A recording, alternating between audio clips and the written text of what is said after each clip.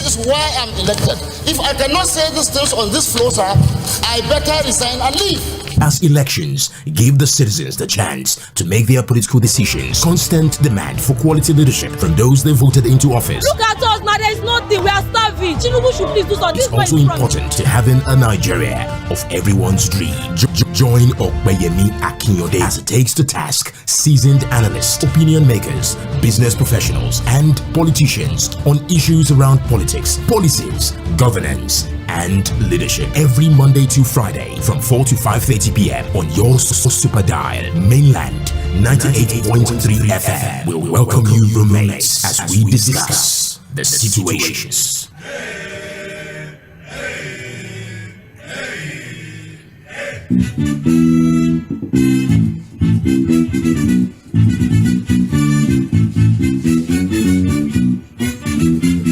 Good afternoon and welcome to the program Situation Room on mainland 98.3 FM, the sound of Lagos. My name is Sᴛʀᴜᴜᴛᴜ. If this is your first time tuning into the station, well, be rest assured you have tuned in to one of the most sought after radio program in the afternoons. Of course, what we do basically is keep you up to speed with happenings within the polity, helping you understand how the decisions that are being made at the upper echelon affects you as a citizen of the country. Hence the title, The Situation Room. As it happens, we're talking about it, and most importantly, giving you a platform to also air your opinions and talk to us about the reservations you might have about these decisions, and more or less give suggestions of how best you think we can be governed as a people. My name is Sᴛʀᴜᴜᴜ. The Situation Room happens Mondays through to Fridays from 4 p.m. all the way to 5:30 p.m. This is where we have interesting conversations about politics, about policies. Like I said, basically a platform for us to analyze these issues that keep coming up, recurring issues when it comes to governance, and also how these issues affect you as a citizen of our great nation, Nigeria. Well, my name once again is Sᴛʀᴜᴜᴜ, and today we're going to talk about a rather interesting subject matter. It might have been the conversation for the past, say, 2 weeks. I dare say for 2 weeks this has been one of the story has been analyzed time angle. It's just going to bane of governance and the implementation of the rule of law. Basically, we're looking at how that is the primary responsibility of those of the political class so obsessed with retaining power, indeed giving them the power that they are so frantically trying to hold on to. Well, at the end of this conversation, we hope that we're somehow able to get clarity and understand the mindset of the average politician. This evening, I'm so pleased rather to be joined by two individuals who are quite vast when it comes to political conversations like this one. So I decided to have two people on this subject matter, but it would be great to understand media consultant and assistant general secretary, Guild of Public Affairs Analysts, understand that the conflict arising from issues like godfatherism has become one of the greatest problems facing the Nigerian political system, and the holder of the political position now unfortunately becomes something of the godfather's demand.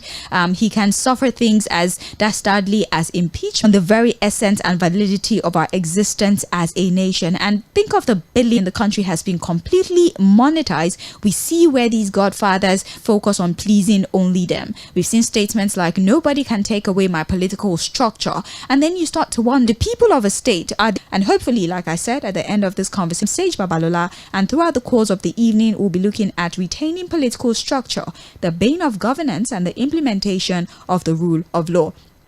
Gentlemen, good evening. It's such a pleasure to have you join us. How are you today? Yeah, thank you very much. This man is Sᴛʀᴜᴜᴜ. Yes, thank you so much for joining us. Yes. Yeah, it's my pleasure having me. Mr. Sᴛʀᴜᴜᴜ, thank you so very much for being here, sir. A pleasure.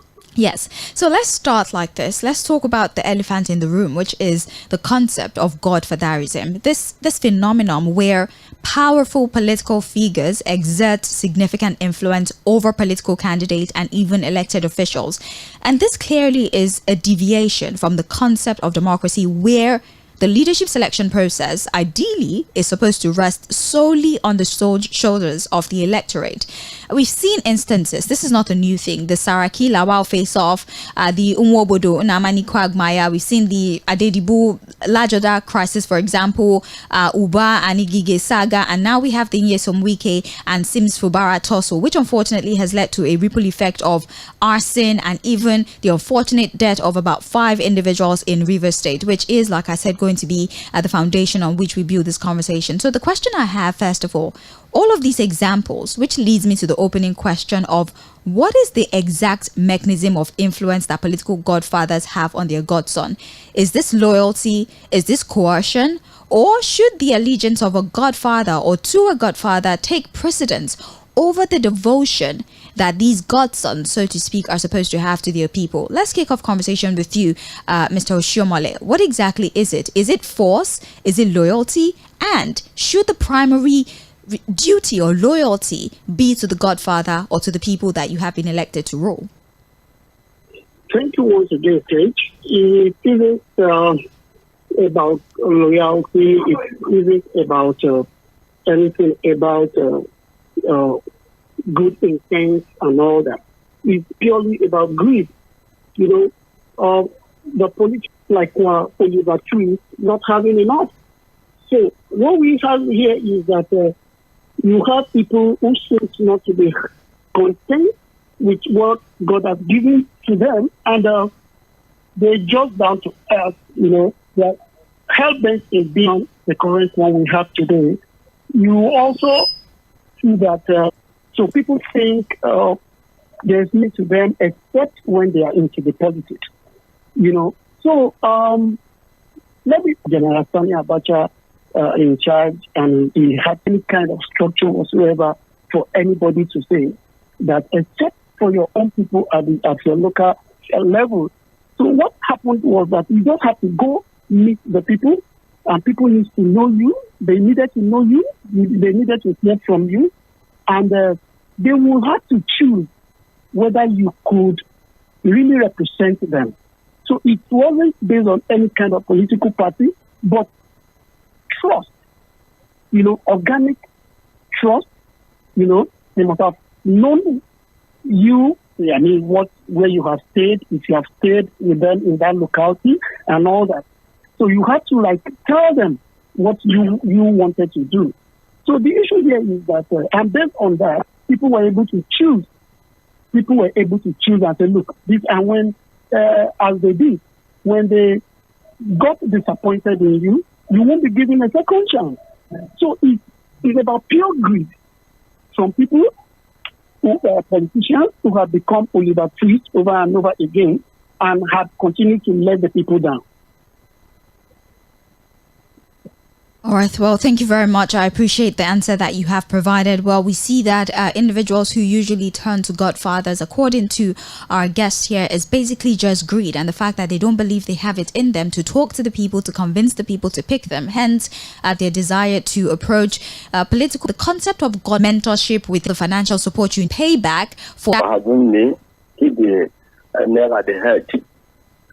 don't think I have first opinion from what he has said.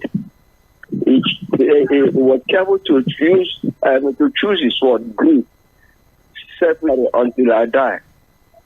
Just like what is happening play out now. Ordinarily, for someone to have a mentor is not bad. But in Nigeria or in Africa, it's a situation where you use your ill-gotten money, ill-gotten wealth, to acquire more, to buy the conscience of people so that they will be dancing to your tune. They use two mechanisms, hunger and the illiteracy, to buy people's conscience. That is what we are having in Nigeria. Ordinarily, the Bible made us understand a servant cannot be bigger than the master. A servant is meant to be taught and taught well, but in Nigeria, a servant wants to make sure that he suppresses you and make you be a servant perpetually for his own interest, for his own selfish interest. So what we have seen in Nigeria, just like what my friend said, far back as 1997, let me take even back before the immediately after the independence. Our forefathers, the likes of Nnamdi Azikiwe, Ahmadu Bello, Sadao Sokoto, Chief Babangida, it wasn't there. Their conscience was service because a leader must be a servant. They were interested in what they will give to the country, not what the country will give them.